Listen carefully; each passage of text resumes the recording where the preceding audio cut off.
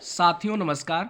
आज की इस वीडियो में हम लोग बात करेंगे बिहार एसटीटी 2019 से संबंधित और साथ में बात करेंगे छठवें चरण और सातवें चरण की बहाली प्रक्रिया से संबंधित। फ्रेंड, जैसा कि आप सभी लोग जान रहे हैं कि एसटीटी 2019 में 80,000 लोग क्वालिफाइड हैं, लेकिन 80,000 क्वालिफाइड लोगों की बहाली की बात कभी भी गवर्नमेंट नहीं करती।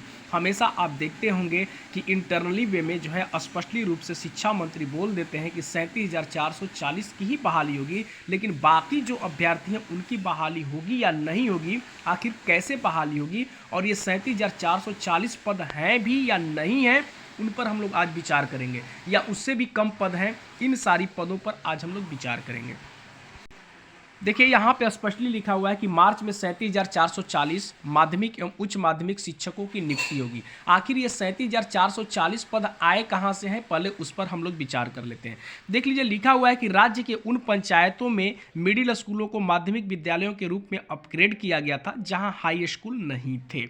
उसी तरह माध्यमिक विद्यालयों को +2 में अपग्रेड किया गया था। इन अपग्रेड विद्यालयों में 37,440 शिक्षकों की नियुक्ति होगी। आप देख सकते हैं, यानी जो 37,440 पद हैं वो तो आपका फिक्स है, क्योंकि ये वहाँ से पद सृजित हुए हैं जो अपग्रेड किए गए। यानी हमको लग रहा है कि 17 या 18 में 2017 या 2018 में ये स्कूल को अपग्रेड किया गया था, उन्हीं में से ये 37,440 पद सृजित हुए थे। तो ये तो आपका पद एग्जैक्ट है।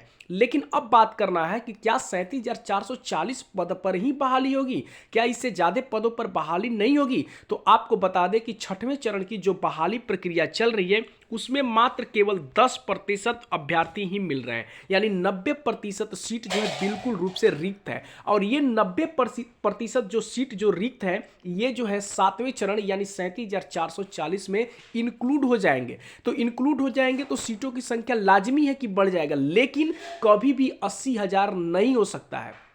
तो आपको बता दें कि तब क्या करना चाहिए, तब सरकार को यह चाहिए कि एसटीटी मार्क्स यानी विज्ञप्ति के आधार पर बहाली लेनी चाहिए, और जितने भी मेरिट में हैं यानी 30,675 उनकी तो बहाली सुनिश्चित है कि हो जाएगी।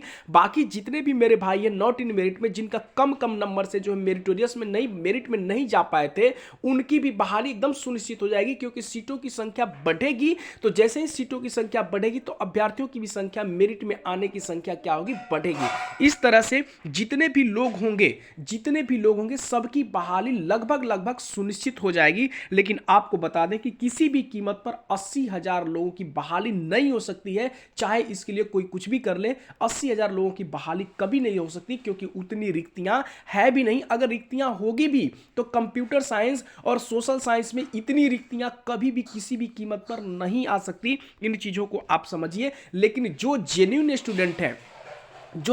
स्टूडेंट है, जिनका जो है सब्जेक्ट कॉम्बिनेशन बढ़िया है, और कंप्यूटर साइंस में जिनका जो है बीसीए वगैरह नहीं है, जो बोला गया विज्ञप्ति में, जो बातें बोली गई उनके जो अनुकूल होंगे, उन सारी लोगों की बहाली होगी। लेकिन जो जेन्युइन नहीं है वो तो बिल्कुल रूप से बाहर जाएंगे। लेकिन निश्चित तौर पे जो जेन्युइन स्टूडेंट है उनकी ज़्यादा से ज़्यादा मात्रा में बहाली होने की पूरी संभावना है, लगभग ज़्यादा मात्रा में। यानी हमको लग रहा है कि एक अप्रोक्स अगर हम बात करें तो निश्चित तौर पर 50,000 से ज़्यादा लोगों की बहाली संभव हो पाएगी। तो फ्रेंड्स, हम चाहेंगे कि आप सभी लोग मिल करके विज्ञप्ति के आधार पर, डेट मींस एसटीटी मार्क्स के आधार पर बहाली प्रक्रिया की बात करें, ताकि सबकी यानी ज्यादा से ज्यादा लोगों की बहाली हो सके। धन्यवाद।